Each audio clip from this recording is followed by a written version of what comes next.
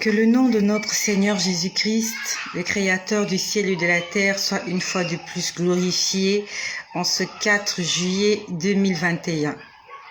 C'est une grâce d'être compté parmi les hommes et parmi les femmes vivantes en ce jour. Si tu es vivant, il faut dire merci au Seigneur. Si dans ta famille tu n'as perdu personne, il faut dire merci au Seigneur. Cette nuit encore, le Seigneur m'a montré 2 sorciers qui étaient poursuivis par 2 autres sorciers. Et parmi les sorciers qui poursuivaient les autres, il y avait un sorcier qui avait 2 têtes. Il avait 2 têtes. Je ne sais pas pourquoi il avait 2 têtes, mais le Seigneur m'a demandé de prier pour les sorciers qui étaient poursuivis. C'est juste pour dire que le Seigneur Jésus-Christ est bon et il fait lever son soleil sur les bons et sur les méchants. En ce 4 juillet, il n'y a pas que les chrétiens, il n'y a pas que les enfants de Dieu qui sont vivants. Il y a même des païens qui sont vivants. Il y a des méchants qui sont vivants. Il y a des sorciers qui sont vivants. C'est parce que le Seigneur nous permet une fois de plus de reconnaître sa grandeur et sa bonté et son amour envers nous. Et il nous laisse le temps de nous repentir. Le Seigneur m'a montré vraiment 2 sorciers en fuite. Ils étaient en train d'être poursuivis par 2 autres sorciers. Je ne sais pas qu'est-ce qui s'était passé pour qu'ils soient poursuivis ainsi, mais le Seigneur m'a dit, prie pour les sorciers qu'on est en train de poursuivre. Le Seigneur aussi peut te demander de prier pour quelqu'un qui te veut du mal. Le Seigneur aussi peut te demander de prier pour les sorciers de ta famille, de ton quartier, ainsi de suite. Et cette nuit, le Seigneur m'a demandé de prier pour les 2 sorciers qui étaient poursuivis, à telle enseigne que j'étais un obstacle entre ceux qui étaient poursuivis et ceux qui poursuivaient. J'étais vraiment un obstacle. Je me suis mis au milieu d'eux. Donc j'empêchais des sorciers à faire du mal à d'autres sorciers. C'est ça l'amour de Jésus-Christ. C'est ça la miséricorde de notre Dieu. Il ne fait exception de personne. Il aime tout le monde. Et j'aimerais commencer ce message par une chanson. Pourquoi je veux commencer par une chanson? Tout à l'heure, j'étais allongée. J'avais mis mes casseroles au feu. J'attendais que la nourriture soit cuite. Et alors j'ai entendu plusieurs mélodies, j'ai entendu plusieurs chansons. Et parmi les chansons que j'ai entendues, il y avait une chanson qui disait que Dieu aime quand l'adore. Dieu aime quand l'adore. Dieu aime quand on lui chante des chansons. Et après on disait, chantez-le avec joie. Chantez-le avec allégresse. Je ne vais pas chanter cette chanson, mais je vais chanter une chanson similaire qui dit que je suis né pour l'adorer. Dieu aime quand on lui chante des louanges. C'est comme les hommes aiment quand on les acclame. Les hommes aiment quand on les élève. Les hommes aiment quand on parle d'eux. Dieu aussi c'est pareil. Il aime la louange. Il aime l'élévation. Il aime l'adoration. Dieu aime quand toi, tu te mets à l'adorer. Je veux t'adorer.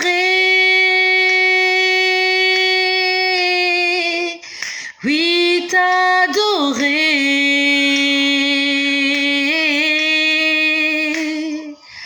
Ma raison de vivre, c'est de t'adorer. Et je veux t'adorer.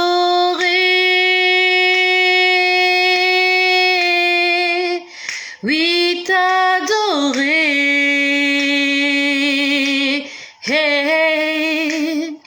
C'est la raison pour laquelle je vis. C'est la raison pour laquelle je vis. C'est la raison pour laquelle je vis. pour t'adorer, mon Dieu. Je veux t'adorer.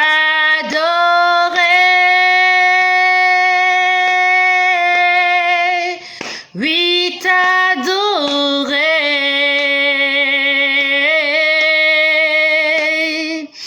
Ma raison de vivre, c'est de t'adorer. Et il faut l'adorer.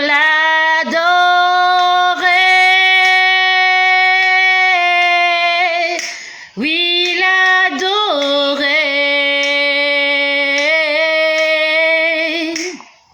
C'est la raison pour laquelle tu vis. C'est la raison pour laquelle tu vis. C'est la raison pour laquelle tu vis. C'est pour t'adorer, Seigneur.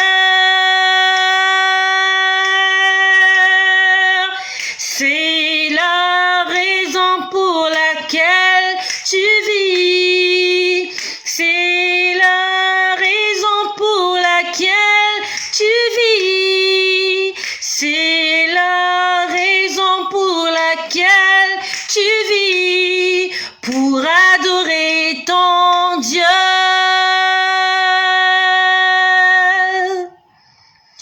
Nous avons été créés pour adorer le Seigneur, car la Bible nous dit que tout ce qui respire loue l'Éternel. Si tu fais partie des personnes qui respirent, si tu fais partie des êtres vivants, des êtres humains qui respirent, alors loue l'Éternel ton Dieu. Par ce partage, j'aimerais parler à certaines personnes pour certains messages que le Seigneur m'a donnés.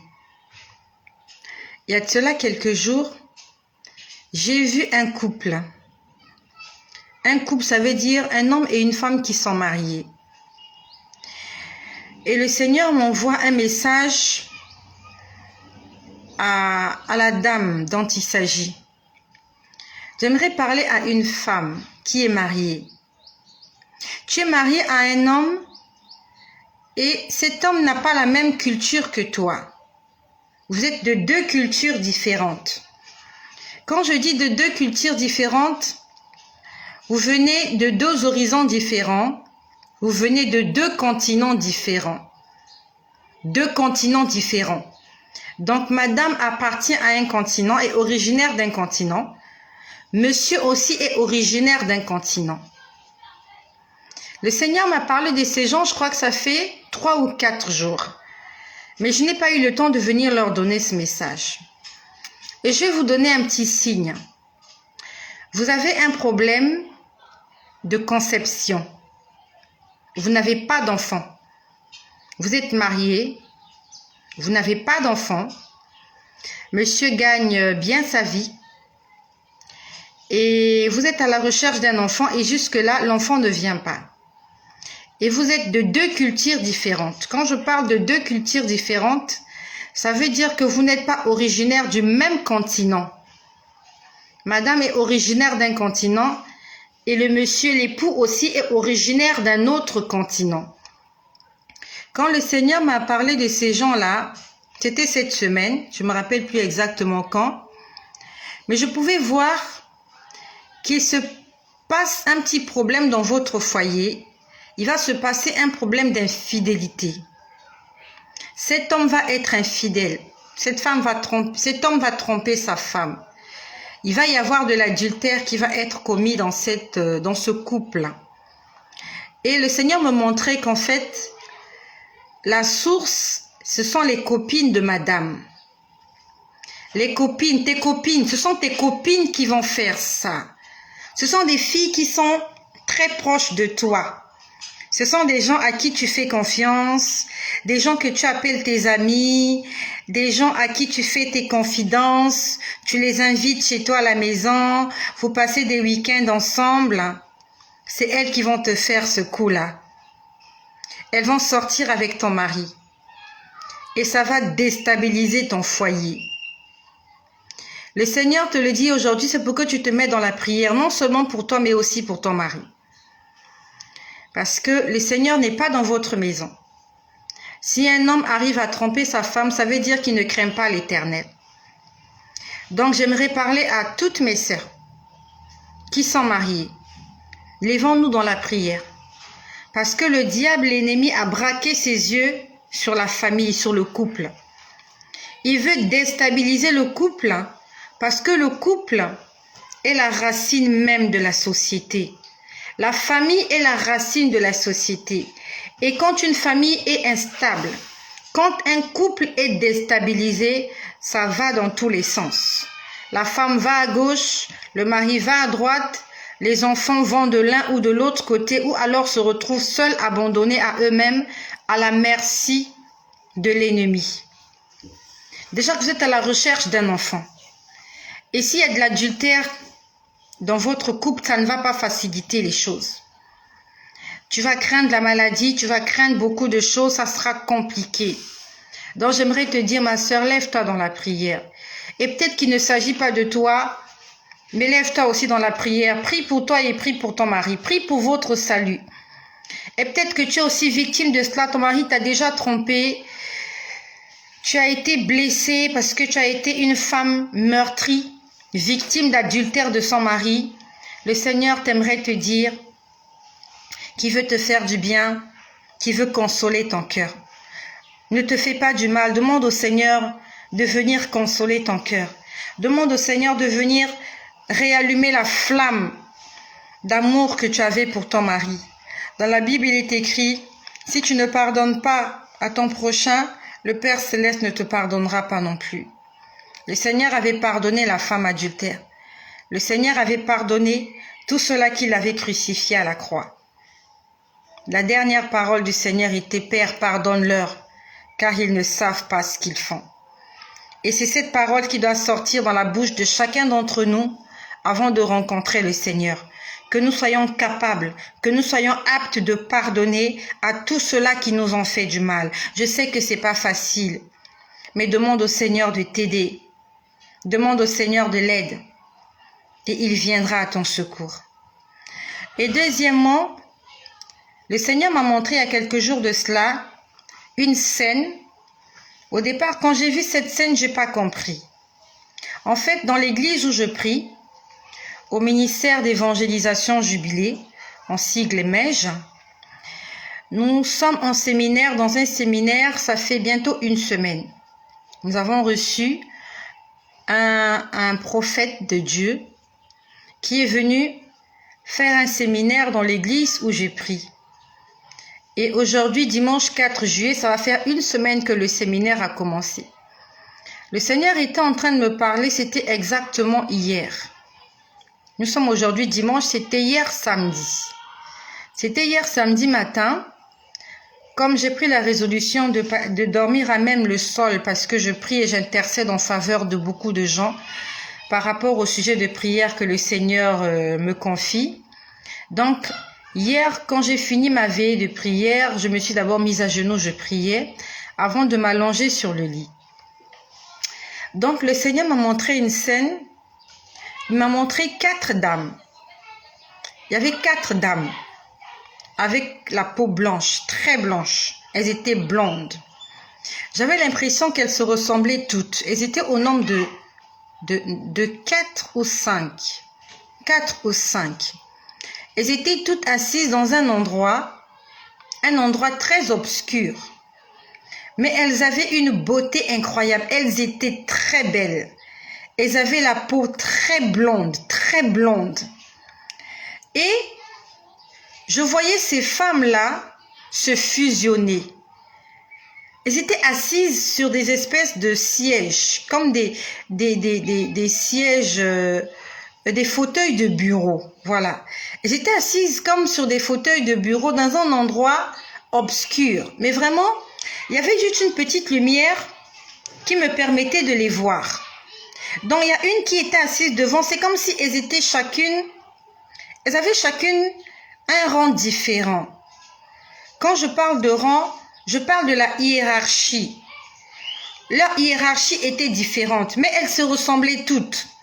Et elles étaient assises dans un endroit sur des fauteuils comme des sièges de bureau. Et après, je vois une scène, elles commencent à se fusionner. Quand je dis se fusionner, alors, elles sont 5. Donc, il y a une qui vient se coller à celle-là, elles deviennent une personne. Cette personne-là vient se coller à celle-là, devient une personne. Celle-là vient se coller à celle-là, devient une personne.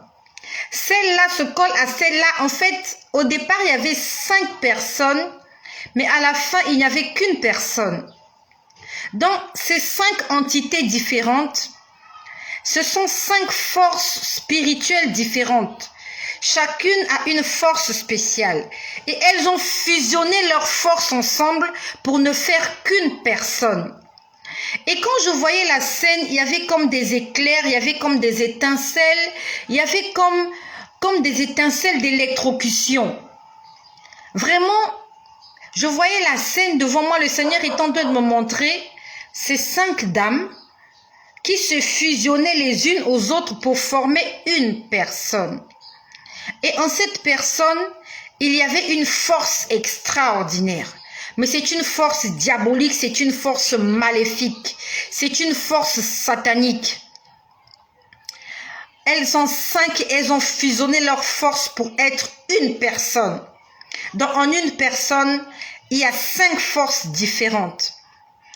Et je pouvais voir, j'avais l'impression, c'est comme s'il y avait l'électricité qui traversait le corps de ces femmes-là. En fait, c'est la puissance qu'elles ont. C'est comme l'électricité. C'est comme quand vous voyez quelqu'un s'électrocuter, vous voyez la décharge électrique qu'il y a. Et la lumière que je voyais était de couleur bleue, bleu-blanc, bleu-blanc. Il y avait comme une décharge électrique sur ces femmes-là. Et au finish, elles sont devenues un. Et quand je vois cette scène, j'entends une voix.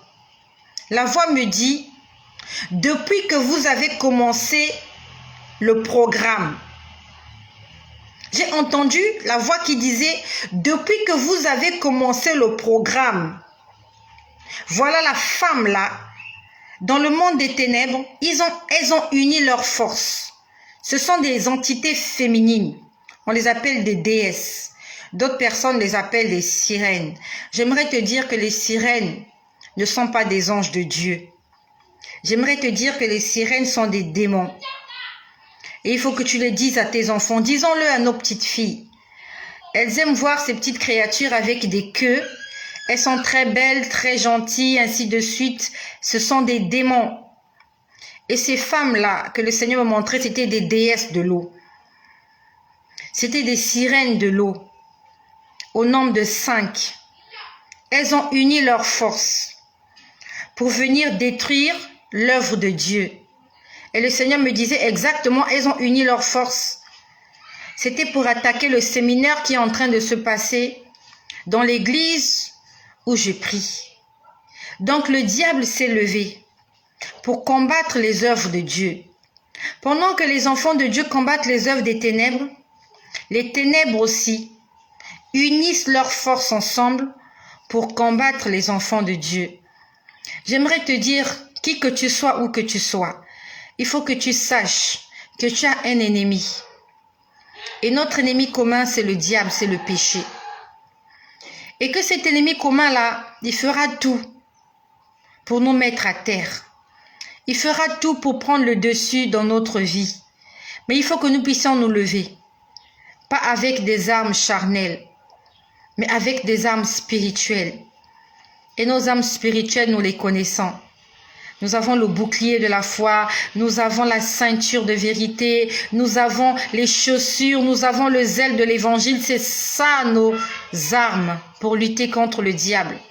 Le Seigneur est en train de me montrer qu'il y a une force composée de 5 forces différentes. Elles se sont mises ensemble pour venir attaquer l'église. Et ça a commencé depuis que le séminaire a commencé chez nous la semaine dernière. C'était, je crois, le 31 juin. Je crois que c'est le 31 juin. Je crois quelque chose comme ça. Je sais plus, quelque chose comme ça. C'était la semaine dernière, dimanche dernier. Et le Seigneur m'a dit que depuis que le séminaire a commencé, elles sont en train d'unir leurs forces afin de combattre ce séminaire-là. J'aimerais que les enfants de Dieu, tous ensemble à l'unisson, que nous puissions rassembler nos forces, nos prières, et que nous prions pour l'œuvre de Dieu sur cette terre, que nous prions afin que le Seigneur, afin que le Saint-Esprit se manifeste puissamment dans les églises, afin que la parole de Dieu soit prêchée librement, afin que les âmes soient sauvées, afin que les hommes et les femmes soient délivrés, afin que les gens soient libérés de la captivité de l'ennemi, de la captivité de la sorcellerie. Le diable, il s'est levé parce que ses œuvres sont dévoilées. Vous savez, quand vous prêchez l'évangile à quelqu'un et quand vous lui prêchez la liberté, vous lui prêchez la délivrance, Satan n'est pas d'accord. Quand vous êtes en train de faire un combat spirituel de délivrance dans la vie de quelqu'un, le diable se lève et il combat cela. C'est pour ça que j'invite les enfants de Dieu partout où vous êtes. Prions que le Seigneur nous accompagne dans cette œuvre qu'il nous a donnée. Et cette œuvre qu'il nous a donnée, c'est dans Matthieu 28, verset 19. Allez et faire de toutes les nations des disciples. Allez et faire de toutes les nations des disciples. Réveillons-nous dans la prière. Parce que notre ennemi commun, le diable, il rôde, cherchant qui dévorer. Il veut dévorer les païens, il veut dévorer les chrétiens, il veut dévorer tout le monde. Il veut déstabiliser l'église, il veut humilier, il veut rendre en spectacle, vendre en spectacle les serviteurs de Dieu, les servantes de Dieu, par des scandales, par des choses qui ne glorifient pas le nom du Seigneur. Et nous allons changer cela avec la prière, avec le jeûne et la prière. Je voulais continuer, mais je m'arrête par là. J'ai parlé à ma sœur qui est mariée et qui attend des enfants. Mais son mari va la décevoir parce qu'il va avoir une relation avec ses copines. Donc, il faut que tu puisses te lever dans la prière, ma soeur. Il faut que tu pries pour toi, pour ta famille, pour ton mari, pour ton mariage. Voilà. Le Seigneur nous dit, celui qui bâtit sans l'Éternel bâtit en vain.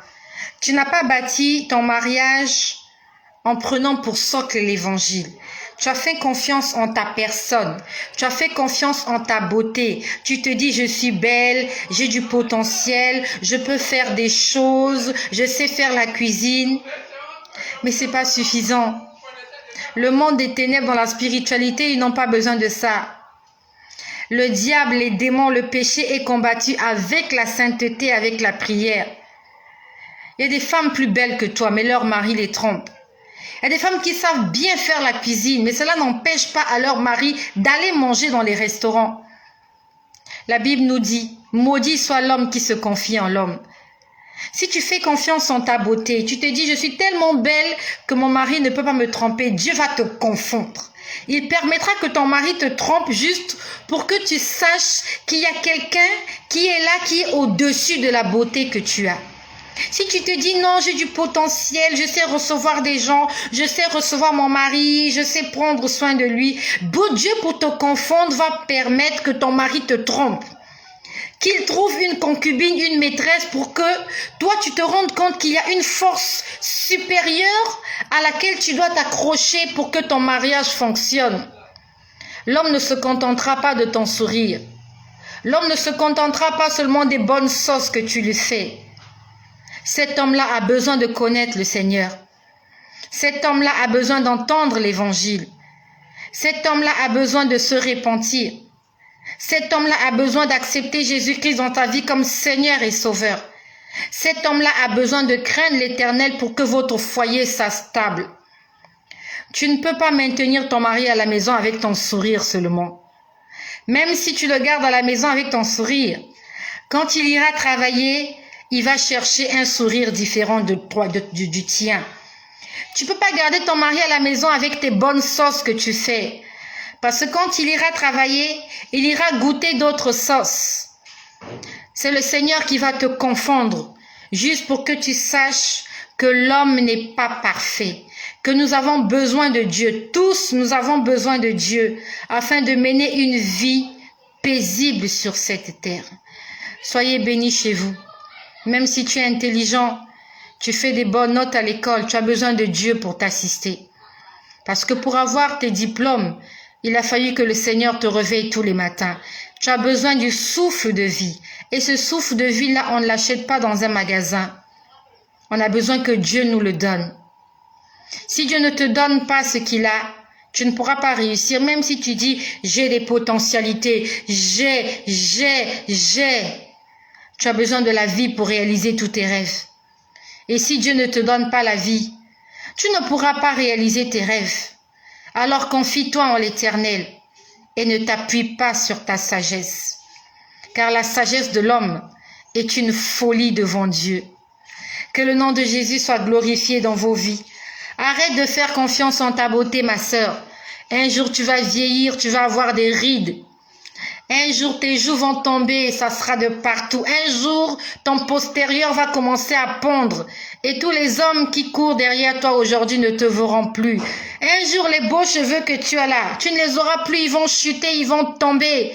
Tes cheveux, un jour, vont vieillir, ils vont devenir gris. Autrefois, moi aussi, j'étais belle et jeune. Aujourd'hui, je suis mère de 5 enfants. J'ai la quarantaine. Et je n'ai plus cet éclat-là que j'avais quand j'avais 20 ans. Tous ces hommes-là qui couraient derrière moi quand j'avais 20 ans, je suis sûre que quand ils me regardent aujourd'hui, ils ont besoin de regarder plus bas. Ils ont besoin de chercher plus jeune que moi. Ma sœur, tu vas faner, ne t'inquiète pas. Même si aujourd'hui, ils sont derrière toi, ils te lèchent les pieds, un jour ils vont cracher sur toi. Ils vont cracher sur tes pieds. Ne te confie pas en ta beauté. Ne te confie pas en ta sagesse. Ne te confie pas en ton intelligence. Ne te confie pas en tes richesses. Mais confie-toi en l'Éternel. Car la Bible nous dit, toutes les choses visibles disparaîtront. Toutes les choses physiques disparaîtront. Il n'y a que les choses spirituelles qui vont rester éternellement. Et parmi les choses spirituelles, il y a la parole. Toute chose passera, mais ma parole ne passera pas, ainsi dit l'Éternel. Accrochons-nous à cette parole.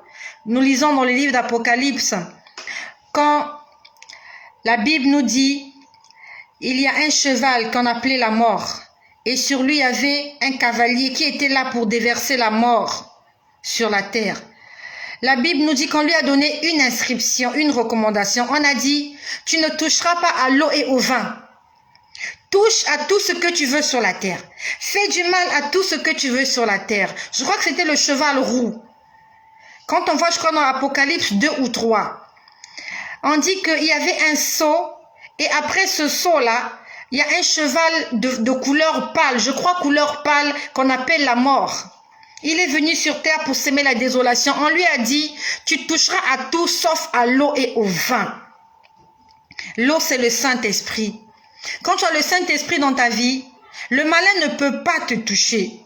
Et le vin, c'est la parole de Dieu.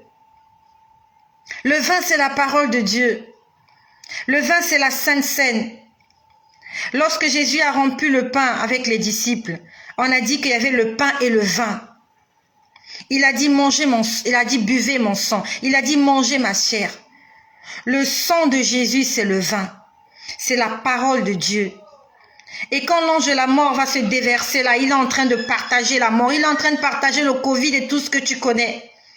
Si tu n'as pas l'eau, si tu n'as pas le vin, tu seras frappé et tu vas mourir. Parce que cet ange-là, on lui a interdit de toucher à l'eau et au vin. Si tu veux être épargné de toutes les maladies que nous sommes en train de vivre sur cette terre, tu dois être rempli du Saint-Esprit. Et tu dois être accroché à la parole de Dieu. Et la parole de Dieu, ce n'est autre que Jésus-Christ. Soyez bénis chez vous. Si tu es un enfant de Dieu qui craint l'Éternel, même si tu es malade, tu ne mourras pas de cette maladie. Dieu va confondre tes ennemis. Même si tu as le Covid, même si tu as le VIH, même si tu as tout ce que tu connais, si tu crains l'Éternel, tu ne mourras pas de cette maladie. Le Seigneur va se manifester au travers de ta personne.